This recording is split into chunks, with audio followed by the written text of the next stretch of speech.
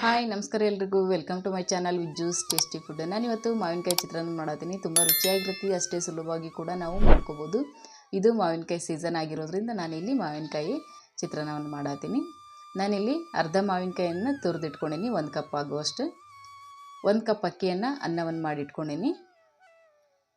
ಅದಕ್ಕೆ 2 ಟೇಬಲ್ ಸ್ಪೂನಷ್ಟು ಶೇಂಗಾ ಕಾಳು, ಒಂದು 4 ರಿಂದ 5 ಗೋಡಂಬಿಯನ್ನು ತೊಗೊಂಡಿನಿ, 1 ಟೇಬಲ್ ಸ್ಪೂನಷ್ಟು ಕಡಲೆಬೇಳೆ, 1 ಟೇಬಲ್ ಸ್ಪೂನಷ್ಟು ಉದ್ದಿನಬೇಳೆ ತೊಗೊಂಡಿನಿ, ಅರ್ಧ ಸ್ಪೂನು ಜೀರಿಗೆ, ಅರ್ಧ ಸ್ಪೂನು ಸಾಸಿವೆನ ತೊಗೊಂಡಿನಿ, 1/4 ಸ್ಪೂನಷ್ಟು ಹಿಂಗನ್ನು ತೊಗೊಂಡಿನಿ, 2 ಒಣಮೆಣಸಿನ್ಕಾಯಿ, ಸ್ವಲ್ಪ ಕೊತ್ತಂಬರಿ, ಸ್ವಲ್ಪ ಕರಿಬೇವು ಮತ್ತು 4 ರಿಂದ 5 ಹಸಿಮೆಣಸಿನ್ಕಾಯಿನ ಉದ್ದಕ್ಕೆ ಸಿಳ್ಳಿ ಎತ್ತಿಟ್ಕೊಂಡಿನಿ. ಈಗ ಒಂದು ಬಾಣಲೆಗೆ ಒಂದು 2 ರಿಂದ 3 ಟೇಬಲ್ ಸ್ಪೂನ್ ಆಗುವಷ್ಟು ಎಣ್ಣೆನ ಹಾಕ್ಕೊಳತ್ತೀನಿ. ನೀವು ತುಪ್ಪ ಬೇಕಿದ್ರೂ ಹಾಕ್ಕೋಬೋದು. ಈಗ ಎಣ್ಣೆಲ್ಲ ಬಿಸಿ ಆದಮೇಲೆ ಈಗ ಅದಕ್ಕೆ ಗೋಡಂಬಿನ ಹಾಕ್ಕೊಂಡು ಬ್ರೌನ್ ಕಲರ್ ಆಗೋವರೆಗೆ ಫ್ರೈ ಮಾಡ್ಕೊಳ್ಳೋಣ. ನೀಟಾಗಿ 1-2 ನಿಮಿಷ ಫ್ರೈ ಮಾಡ್ಕೊಳ್ರಿ ಅವನ್ನ. ಈಗ ಫ್ರೈ ಆಗ್ಯಾವು. ಈಗ ಇವನ್ನ ಎತ್ತಿಟ್ಕೊಳ್ಳೋಣಂತ. ಇವನ್ನ ಲಾಸ್ಟಿಗೆ ಹಾಕ್ಕೊಳ್ಳೋಣ, ಇಲ್ಲಾಂದರೆ ಮೆತ್ತಗಾಗ್ಬಿಡ್ತಾವೆ, ಅದಕ್ಕೋಸ್ಕರ.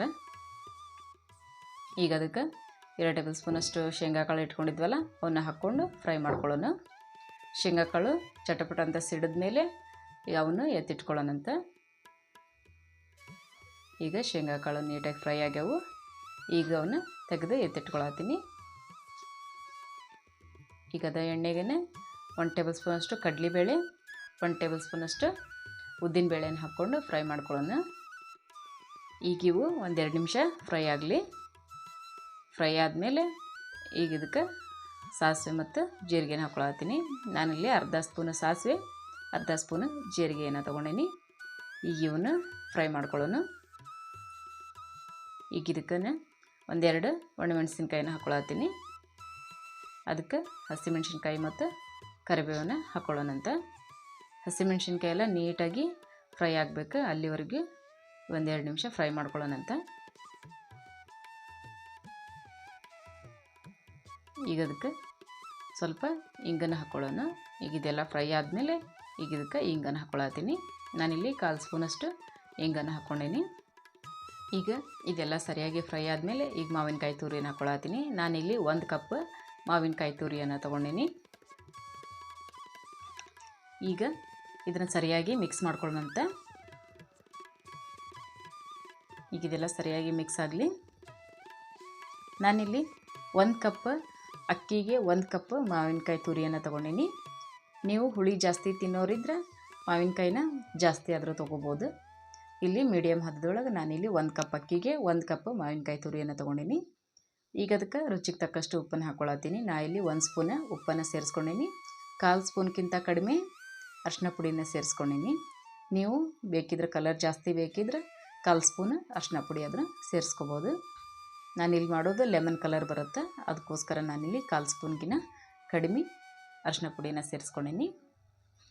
ಈಗ ಇದೆಲ್ಲ ನೀಟಾಗಿ ಫ್ರೈ ಆಗಲಿ. ಈಗ ಇದು ಫ್ರೈ ಆದಮೇಲೆ ಈಗ ಅದಕ್ಕೆ ಹುರಿದಿಟ್ಕೊಂಡಿರುವಂಥ ಗೋಡಂಬಿ ಮತ್ತು ಶೇಂಗಾವನ್ನು ಹಾಕ್ಕೊಳ್ಳೋಣ. ಹಾಕ್ಕೊಂಡು ಮಿಕ್ಸ್ ಮಾಡ್ಕೊಳ್ಳೋಣಂತ.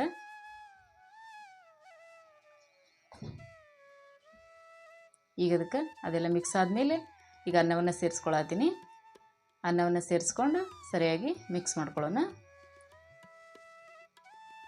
ಈಗ ಇದನ್ನು ಎಲ್ಲದಕ್ಕೂ ಅಂಟ್ಕೊಳ್ಳೋ ರೀತಿ ಸರಿಯಾಗಿ ಮಿಕ್ಸ್ ಮಾಡ್ಕೊಳ್ರಿ ನೀಟಾಗಿ.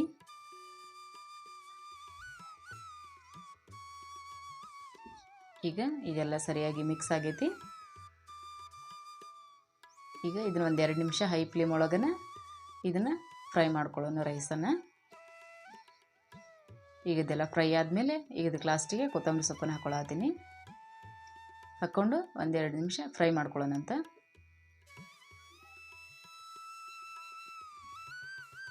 ಈಗ ಈ ರೀತಿ ಆಗೈತೆ ನೋಡ್ರಿ. ಮಾವಿನಕಾಯಿ ಚಿತ್ರಾನ್ನ ತುಂಬ ರುಚಿಯಾಗಿರ್ತೈತಿ, ಅಷ್ಟೇ ನಾವು ಸುಲಭವಾಗಿ ಕೂಡ ಇವನ್ನ ಮಾಡ್ಕೋಬೋದು. ಈ ರೆಸಿಪಿ ನಿಮ್ಗೆ ಇಷ್ಟ ಆದರೆ ಲೈಕ್ ಮಾಡಿರಿ, ಶೇರ್ ಮಾಡಿರಿ, ಕಮೆಂಟ್ ಮಾಡಿರಿ, ನನ್ನ ಚಾನಲ್ನ ಸಬ್ಸ್ಕ್ರೈಬ್ ಮಾಡಿರಿ. ಧನ್ಯವಾದಗಳು.